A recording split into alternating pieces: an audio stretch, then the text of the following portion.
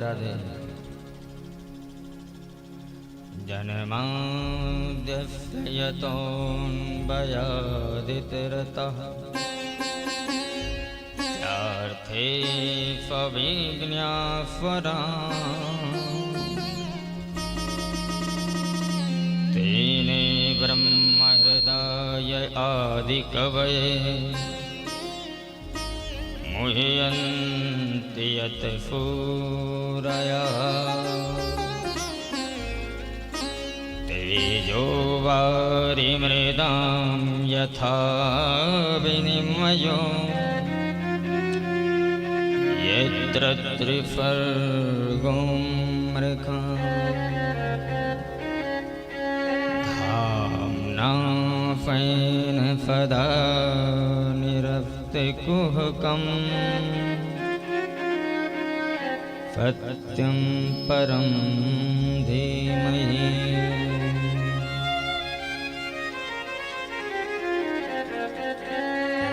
परम मंगल में परम भगवत स्वरूप श्रीमद् भागवत महापुराण के शुभारंभ के अवसर पर कृष्ण द्वैपायन भगवान वेद व्यास जी ने सच्चिदानंद भगवान के 3 स्वरूपों का वर्णन किया।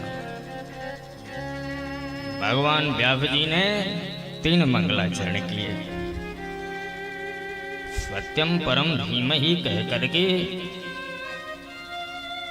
व्यास जी ने सत्य स्वरूप नारायण का वर्णन किया। धर्म प्रोंजित कैतगोत्र कह करके धर्म स्वरूप घनश्याम जी का वंदन किया और पिबत रस मालयम कह करके भागवत रस स्वरूप श्री कृष्ण का ध्यान किया। भगवान कहते हैं रे आद्यस्य आदि काल से ही जिसमें जन्मादि विकारों का अभाव है। अभिप्राय जो जन्म और मृत्यु के विकार से मुक्त है, जिसका जन्म नहीं होता और जिसका जन्म नहीं होता तो उसकी मृत्यु का तो कोई प्रश्न ही उपस्थित नहीं होता। जिसका जन्म नहीं होता वो है अजन्मा। तो जन्माद्यस्यतोऽन्वयादितरतः अन्वयादितरतः जो अन्वय और व्यतिरेक से परे है और उन श्री कृष्ण की इतनी अद्भुत महिमा कि वो स्वराट है। राडते स्वेषु राडते स्वराटा, जो स्वयं में ही राटित होता है, स्वयं में ही प्रकाशित होता है।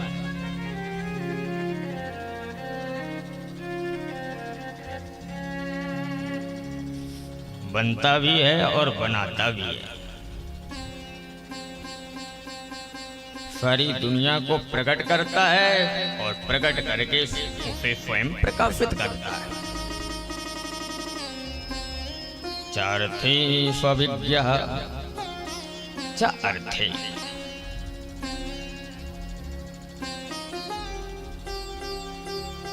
इस प्रपंचात्मक भौतिक जगत के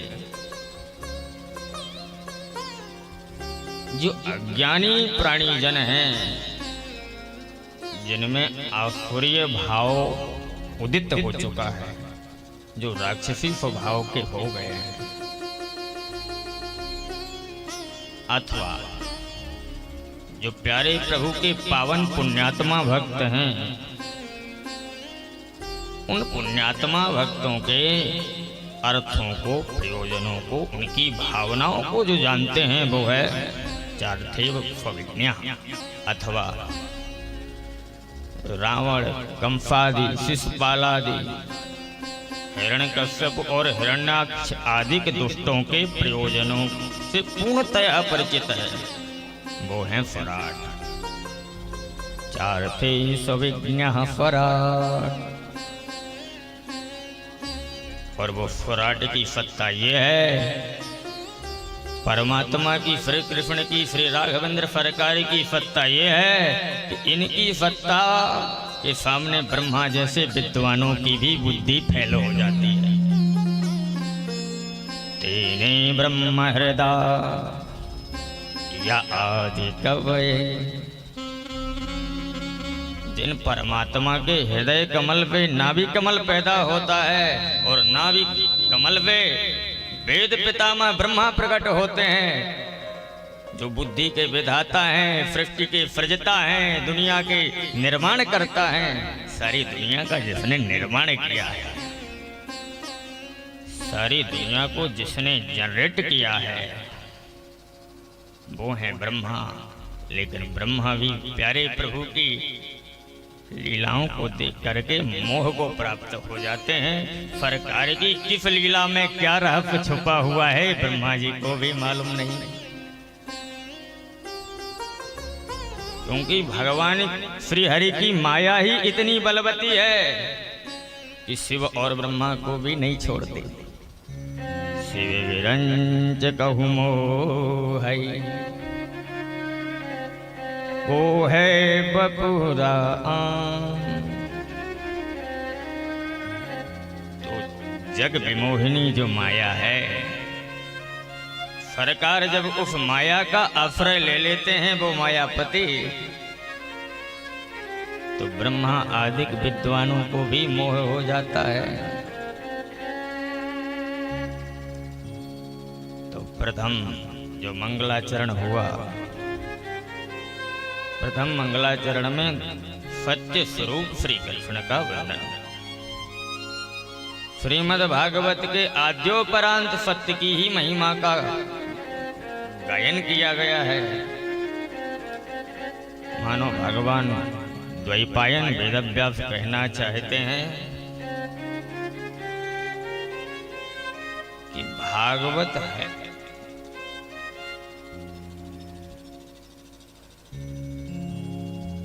भागवत का अर्थ यही है, रस यही है, निचोड़ यही है कि जीवन में सत्य आए। सत्य आने का अभिप्राय केवल और केवल सत्य बोलने से नहीं है। दो प्रकार के कर्म बताए गए हैं, एक सत्य और एक असत।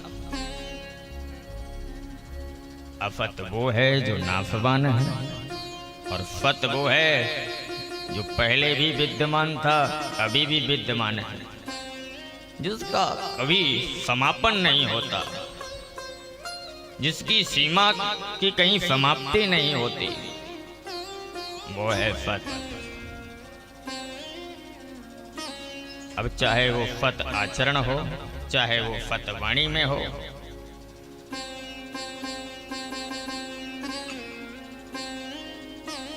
व्यास जी कहना चाहते हैं भागवत की फलश्रुति यही है, कथा सुनने का फल यही है, उद्देश्य यही है कि वो सत्य हमारे जीवन में आवेगा। क्योंकि जब तक जीवन में सत्य नहीं आएगा,